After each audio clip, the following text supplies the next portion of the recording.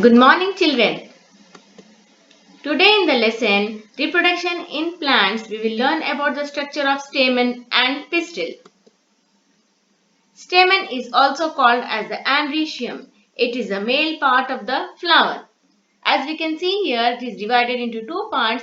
The long filament-like structure or tube-like structure is the filament, and we have anther at the top.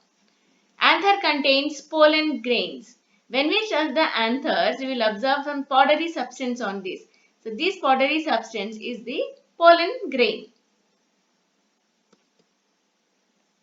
Pistil is also called as gynoecium. It is a female part of the flower. It is divided into three parts, that is stigma, style and ovary.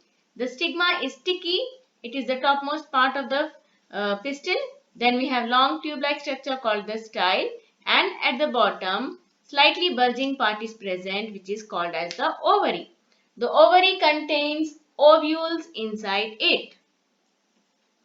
These two parts, that is the stamen and the pistil, play a very important role in the flower. Now, what is pollination?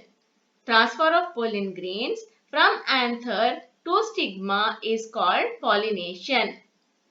The agents of pollination means the things that carry the anther, that is pollen grains from anther to stigma, are called as agents of pollination. They are carried by air, water or animals. What is self-pollination? Transfer of pollen grains from anther to stigma of the same flower or from one flower to another flower of the same plant is called self-pollination. Here the pollen grains are transferred in the same flower, or sometimes the pollen grains may be transferred to other flower on the same plant. Such type of pollination is called as the self-pollination. This type of pollination can take place by air, water or sometimes by insects like the bees or the birds or the butterflies. When they visit the flower, they sit on the anthers, so the pollen grains will stick to their legs.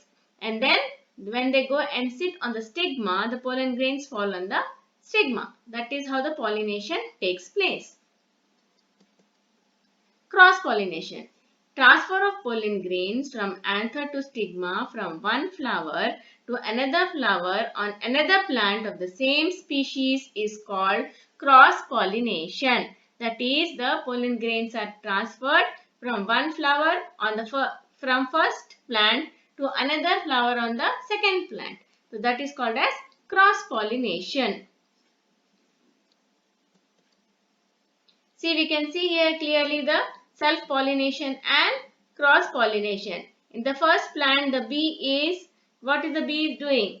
We can see here the pollen grains are transferred by the bee from the anther to stigma of the same flower or from one flower to another flower of the same plant. This is self-pollination.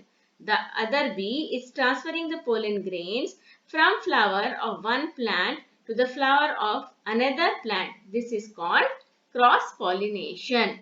This can also take place by water, by moving water, rainwater or sometimes by air.